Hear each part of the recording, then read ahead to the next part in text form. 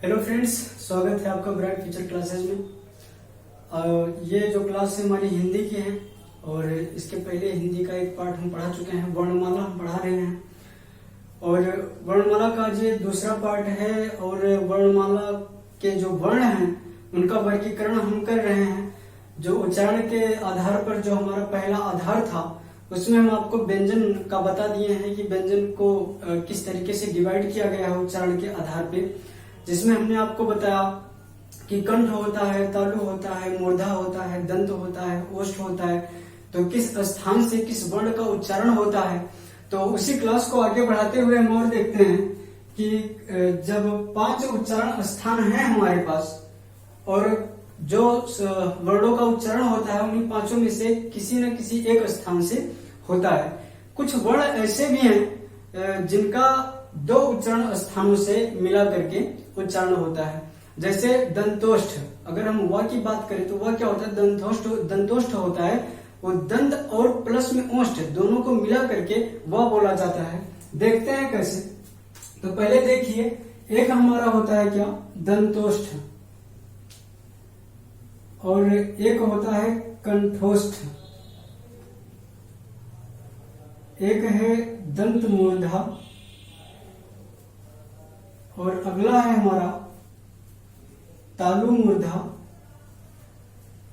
ठीक, तो जब बात करेंगे दंतोष्ठ की, तो दंतोष्ठ को हमने कहा वह एक ऐसा वर्ण है जो दंतोष्ठ, उसका उच्चारण स्थान है दंत प्लस ओष्ठ।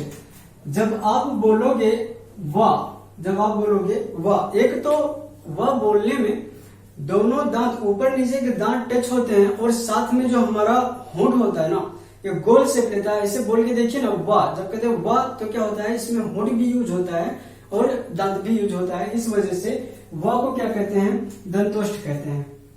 ठीक ऐसे ही कंठोष्ठ में क्या होता है, अगर हम कहें ओ फिर कहें औ, तो देखना कि जब ओ और औ का उच्चारण करते हैं तो आवाज हमारे कंठ से आती है ओ, लेकिन होंठ भी गोल शेप ले लेता है।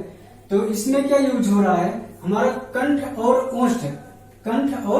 ओष्ठ दोनों यूज हो रहा है। इस वजह से ओ और औ को क्या कहेंगे, कंठोष्ठ कहेंगे। ये सब जो आज हम बता रहे हैं बहुत ही इम्पोर्टेंट है और इस वजह से आप इन्हें याद रखना। आप जो है बहुत अच्छे से इसको याद रखिएगा ताकि क्वेश्चन छूटे ना। आता है दंत मूर्धा। जब आप लिखेंगे ए बोलिए, फिर इसमें लिख लीजिए ए। जब ए और ए बोलते हैं इसमें दांत का भी यूज होता है और मूर्धा जो हमारे जीभ के ऊपर वाला हिस्सा है उसका भी यूज होता है। ऐसे बोलिए ए। जब कहेंगे ए तो क्या होता है ना कि जो हमारा दांत होता है टच होकर के छूटता है, लेकिन साथ में जो जीभ है वो ऊपर जाकर के मूर्धा को टच करती है। ए। और इसी में एक वर्ड और शामिल होता है जो कच्छा वाला छा होता है। अगर पूछे कि इस छा का उच्चारण स्थान क्या है तो आप बताइएगा दंत मूर्धा। अगला आता है हमारे पास तालु मूर्धा। तालु मूर्धा वो होता है जिसमें जीभ भी यूज हो और मूर्धा भी यूज हो। जैसे कि जब आप बोलेंगे त्रा, तो पहले तो बल लगता है जीभ पे, लेकिन बाद में जस्ट 1 सेकेंड में जो जीभ है हमारा वो जाकर के मूर्धा को टच करता है। बोलिए त्रा। तो त्रा, जब इसमें तालु और मूर्धा दोनों का यूज हो रहा है तो ये क्या हो जाएगा, इसका उच्चारण स्थान तालु मूर्धा। अगर आपसे क्वेश्चन पूछता है कि त्रा का उच्चारण स्थान क्या है तो आप बताइएगा तालु मूर्धा। ठीक है, तो यहाँ पे व्यंजन वाला हमारा कंप्लीट होता है। बढ़ेंगे हम स्वर की तरफ। स्वर को किस तरीके से डिवाइड किया गया है तो देखते हैं। स्वर एक होता है हमारे पास हर्ष स्वर, अगला होता है दीर्घ स्वर, हर्ष स्वर, फिर होता है दीर्घ स्वर और फिर होता है प्लुत स्वर। ठीक, बात करते हैं कि हर्ष स्वर क्या है, दीर्घ स्वर क्या है और प्लुत स्वर क्या है। तो हर्ष स्वर का मतलब वो होता है जिनके उच्चारण में कम समय लगे, जिनके उच्चारण में कम समय लगे उसको कहेंगे हर्ष स्वर, और जिनके उच्चारण में ज्यादा समय लगे उनको कहेंगे दीर्घ स्वर, और जिनके उच्चारण में दीर्घ स्वर का दुगना टाइम लगे उसको कहेंगे प्लुत स्वर। तो इस कैटेगरी में कौन कौन से आते हैं, हर्ष स्वर में आएंगे अ, ई, उ और क्या, री। तो हर्ष स्वर कितने हो गए, 4 हो गए। हर्ष स्वर कितने हैं, 4, अ, ई, उ, री। और दीर्घ स्वर वो हो जाएंगे हमारे जो हर्ष स्वर का दुगना टाइम लेंगे उच्चारण में। जैसे करें अ, आ, ई, उ। तो ये क्या हो जाते हैं हमारे पास, ये दीर्घ स्वर हो जाते हैं, यानी ये हर्ष स्वर का दुगना टाइम ले रहे हैं उच्चारण में। इसमें आ जाता है हमारा अ, उ, ई। तो ये कितने हो जाएंगे, दीर्घ स्वर 3 हो जाएंगे। अगर आपसे पूछा जाता है क्वेश्चन में कि दीर्घ स्वर की संख्या कितनी है, तो आप बताएंगे 3 है। अगला क्या है, प्लुत स्वर। आप अगर कहीं देखे होंगे कुछ ऐसे लिखा होता है, लिखना हो राम, तो ये कुछ ऐसे लिखा जाता है राम। तो ये जब इसका उच्चारण करेंगे ना, तो यहां पे जो है ज्यादा टाइम लगेगा, राम कहेंगे राम। तो ये वाला जो अक्षर है हमारा, ये प्लुत स्वर होता है, जिसमें दीर्घ स्वर का दोगुना टाइम लगता है उच्चारण में। ठीक है। और एक और आ जाता है हमारे पास, इसमें एक होता है अंग, एक होता है आ। अंग और आ हम लोग बचपन में पढ़ते हैं कि हिंदी में स्वर 13 है, लेकिन हम यहाँ कह रहे हैं 11 है। तो वही जो 2 बच रहा है, उस 2 में से एक है अंग और एक है क्या, आ। ठीक। तो अंग को अनुस्वार कहते हैं और आ को विसर्ग कहते हैं। और जब दोनों को एक साथ रख के पूछा जाए तो अंग प्लस और क्या हो जाएगा, आ। अंग और आ को एक साथ अयोगवाह कहते हैं। ठीक है ना। तो बचपन में आप पढ़ेंगे कि हिंदी में स्वर 13 है, हमने यहां कहा 11 है। तो 11 के जो है यही 2 उसमें शामिल नहीं किए जाते हैं स्वर में। 13 में से 2 शामिल नहीं किए जाते, तो मूल स्वर कितने बच जाते हैं, 11। अच्छा, मूल स्वर जो पूछता है, मूल स्वर किसे कहते हैं, तो ध्यान देना कि अभी तक हमने आपको क्या बताया। मैंने कहा कि उच्चारण के स्थान पे जो स्वर को डिवाइड किया गया है, पहला कहा हर्ष स्वर है, दूसरा दीर्घ स्वर है, दूसरा दीर्घ स्वर, तीसरा प्लुत स्वर। प्लुत स्वर का इस्तेमाल अब हिंदी में नहीं होता, बहुत रेयर केस में होता है। और चौथा जो यहां से बहुत ज्यादा इंपॉर्टेंट बनेगा, वो होगा संयुक्त स्वर। संयुक्त स्वर। तो देखना, हर्ष स्वर है हमारे पास 4। अगर क्वेश्चन पूछे कि मूल स्वर कितने हैं, तो आप कहेंगे 4, और कौन कौन से हैं, तो इसी हर्ष स्वर को मूल स्वर भी कहते हैं। हर्ष स्वर को मूल स्वर कहते हैं। दीर्घ स्वर की संख्या 3 है। प्लुत को स्वर में शामिल नहीं किया जाता, अंग और आ को भी स्वर में शामिल नहीं किया जाता। फिर आता है संयुक्त स्वर। संयुक्त स्वर की भी संख्या कितनी है, 4 है। तो देखना 4 4 8 8 3 कितना, 11। तो संयुक्त स्वर को मिला करके ये कितना हो गया हमारे पास, स्वर हो गए 11। तो ये संयुक्त स्वर कौन कौन से हैं, देखना कि इसमें जो पहला है ये ए है, दूसरा ए है, तीसरा ओ है, और जो चौथा है इसमें वो ओ है। जैसे इसके नाम से पता चल रहा होगा संयुक्त। संयुक्त का मतलब जो 2 चीजों को मिला करके बना हो उसको कहेंगे संयुक्त। और जब बात है संयुक्त स्वर की, तो जाहिर सी बात है यार 2 स्वर को मिला करके संयुक्त स्वर बना होगा। कभी कभी इन चारों में से एक ऑप्शन में दे देगा और पूछेगा निम्न में से कौन सा संयुक्त स्वर है। तो अगर इसमें से कोई भी ऑप्शन में मिला है आपको, तो उसे जरूर आंसर करिएगा। कभी कभी पूछ लेता है कि ये ए है, जो ए है, ए किन किन स्वरों से मिलकर बना है। तो ए बना है आ प्लस ई से, आ प्लस ई से, और जो ए है ये बना है आ प्लस ए से। फिर बात करेगा ओ का निर्माण किससे हुआ है? आ और उ से। और पूछे कि ओ का निर्माण किससे हुआ है, तो आ में उ जोड़ दीजिए, आ में ओ जोड़ दीजिए, तो क्या हो जाएगा? ओ हो जाएगा।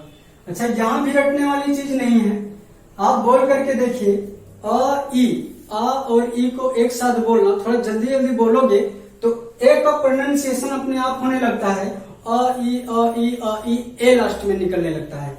और जब आ ए जब बार बार आप बोलोगे आ ए तो ये ए का प्रोनाउंसिएशन होने लगता है। जब आप बोलोगे ऐसे तो रटने की जरूरत नहीं पड़ेगी, आपको पता चल जाएगा कौन सा संयुक्त स्वर किन स्वरों से मिलकर बना है। ऐसे ही आ उ जब आप कई बार बोलेंगे तो वहां से जो निकल के आता है स्वर वो होता है ओ, आ उ ओ। फिर आ में ओ को अगर जोड़ के बोलेंगे तो ओ बन जाता है। ये हो गया हमारे पास संयुक्त स्वर। और ये वाला आधार जो है उच्चारण के आधार पर हिंदी वर्णमाला का वर्गीकरण ये कंप्लीट हुआ। दूसरा आधार जो हमने आपको बताया था वो है वायु संवेग के आधार पर। देखते हैं उसमें किस तरीके से डिवाइड किया जाएगा इस वर्णमाला को।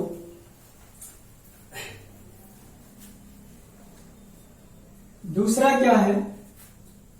वायु संवेग के आधार पर, वायु संवेग के आधार पर,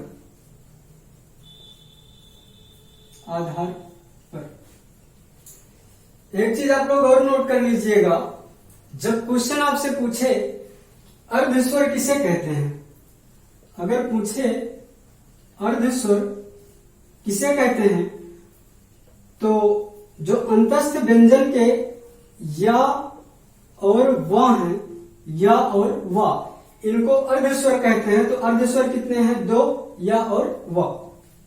चलिए आते हैं अपने टॉपिक पे। वायु संवेग के आधार पर जो बांटा गया है वर्णों को, ये 2 प्रकार से बांटा गया है। एक है अल्प प्राण, क्या है? अल्प प्राण, और दूसरा है महाप्राण। प्राण का मतलब क्या? प्राण का मतलब हवा, वायु, जिसको हम अंदर लेते हैं बाहर छोड़ते हैं। तो यहां से समझ लीजिएगा वायु संवेग की बात कर रहा है। अल्प प्राण महाप्राण, जिन वर्णों का उच्चारण करते समय थोड़ी सी हवा बाहर निकलेगी उसको अल्प प्राण कहेंगे, और जिन वर्णों का उच्चारण करते समय ज्यादा हवा बाहर निकले उसको महाप्राण कहते हैं। तो देखना कि अल्प प्राण में कौन कौन से शामिल होंगे। अल्प प्राण में प्रत्येक वर्ग का,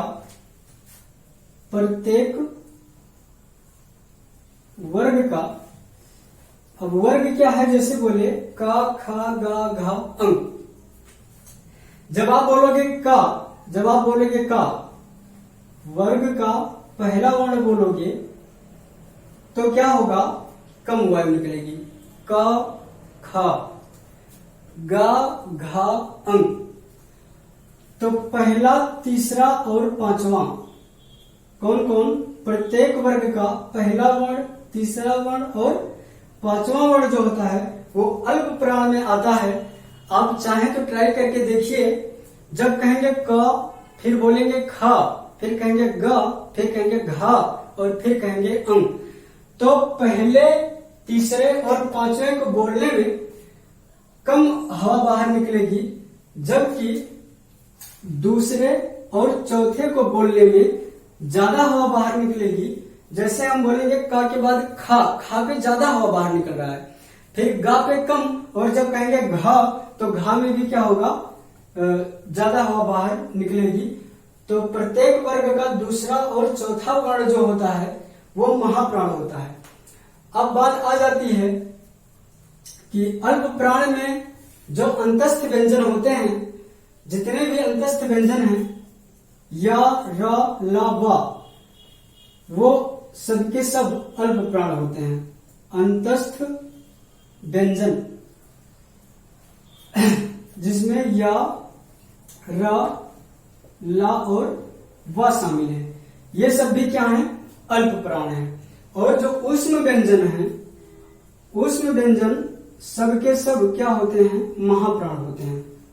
ऊष्म व्यंजन जिसमें क्या शामिल है? स, ख, स, ह।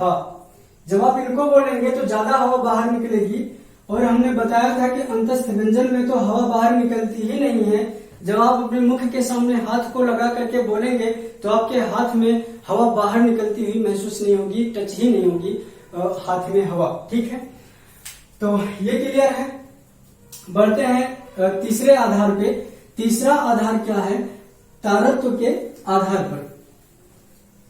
तारत्व के आधार पर देखते हैं कि वर्णमाला का वर्गीकरण कैसे हुआ है। तीसरा है तारत्व के आधार पर। तारत्व के आधार पर, तारत्व के आधार पर दो तरीके से बांटा गया है वर्णमाला को। पहला होता है घोष या सघोष। अगर आप घोष कहें या सघोष कहें, ये दोनों एक होता है। और दूसरा है अघोष। दूसरा है अघोष।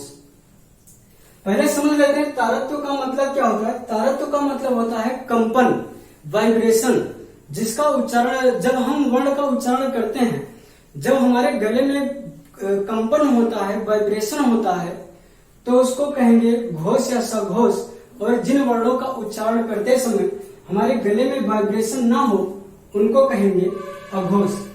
तो देखिएगा घोष या सघोष में कौन कौन से वर्ण आते हैं। तो प्रत्येक वर्ग का तीसरा, चौथा और पांचवा, देखना प्रत्येक वर्ग का तीसरा, चौथा और पांचवा वर्ण जो होता है, ये घोष या सघोष होता है। बोल के देखिए, जब हम कहेंगे, देखिए एक वर्ग देख लीजिए, क, ख, ग, घ, अंग। तो जब आप बोलोगे क, ख, क और ख बोलने में गले में कंपन नहीं होता, लेकिन यहीं से शुरू हो जाएगा ग, घ, अंग। इन तीनों को बोलने में वाइब्रेशन होता है हमारे गले में, परकंपित होता है हमारा गला। इस वजह से इनको क्या कहेंगे? घोष या सघोष कहेंगे। तो प्रत्येक वर्ग का तीसरा, चौथा और पांचवा वर्ण जो होगा वो क्या हो जाएगा? घोष या सघोष हो जाएगा। तो अघोष में कौन आएंगे? जब कहते हैं क और ख, जब कहते हैं क और ख, तो कंपित नहीं होता हमारा गला, तो इसको कहेंगे कि पहला और दूसरा, प्रत्येक वर्ग का पहला और दूसरा वर्ण जो होता है वो क्या होता है? अघोष होता है। ठीक है ना। तो इसी के साथ में अब देखिएगा कि घोष या सघोष में और कौन कौन से शामिल हैं। तो जो अंतस्थ व्यंजन होते हैं, अंतस्थ व्यंजन या, रा, ला, वा, अंतस्थ व्यंजन जो होते हैं, ये सबके सब सघोष होते हैं। और इसके साथ में ऊष्म व्यंजन का जो हा वर्ण है, ऊष्म व्यंजन का हा वर्ण जो है वो भी क्या होता है? सघोष होता है। यहाँ बहुत कंफ्यूजन होता है, इस वजह से बहुत क्लियरिटी के साथ पढ़िएगा कि अंतस्थ व्यंजन तो सघोष है ही, लेकिन ऊष्म व्यंजन सबके सब अघोष होते हैं, लेकिन उसमें जो हा है ऊष्म व्यंजन का पांचवा वर्ण वो क्या हो जाता है? हमारा सघोष हो जाता है। इस वजह से क्वेश्चन यहां से बन जाता है। तो जब तीसरा, चौथा, पांचवा हमारा सघोष हो गया, पहला, दूसरा अघोष हो जाएगा। इसमें ऊष्म व्यंजन जितने हैं, ऊष्म व्यंजन सबके सब क्या होंगे? अघोष होंगे, खाली हा को छोड़ के। यानी इसमें क्या होगा? स होगा, ख होगा और स होगा। तो इतनी बात क्लियर हो गई होगी आपको। अगर कहें कि जो स्वर है, बात करें कि जितने स्वर हैं वो सघोष हैं या अघोष हैं, तो नोट करके लिख लीजिएगा कि जितने भी स्वर हैं, जितने भी स्वर हैं, ये सब के सब सघोष होते हैं। क्या होते हैं? सघोष होते हैं। जब आप कहोगे अ ई उ री, तो सब में क्या होता है? हमारे गले में कंपन पैदा होता है। तो जितने के जितने स्वर हो जाएंगे वो क्या हो जाएंगे? सघोष हो जाएंगे। और इसके पहले जो हमने वायु संवेग में आपको अल्प प्राण और महाप्राण बताया, अल्प प्राण और महाप्राण बताया, यहां से क्वेश्चन पूछता है कि जो स्वर है, स्वर हमारे अल्प प्राण है या महाप्राण है? तो ध्यान रखना, जो स्वर है, जितने स्वर हैं, ये ना तो अल्प प्राण है और ना तो महाप्राण है। ठीक है, तो आज इसे यहीं तक रखते हैं। उम्मीद है आपको वर्णमाला में ये सब क्लियर हो गया होगा। जो कुछ भी डाउट रह जाता है आप कमेंट करके बताइएगा, और जो कुछ बचा होगा इसमें कुछ 2-4 पॉइंट हैं जो बहुत ही इंपॉर्टेंट हैं, जहां से क्वेश्चन कई बार बने हैं, उनको हम अगले क्लास में डिस्कस करेंगे। तो बने रहिए हमारे साथ। Thank you so much.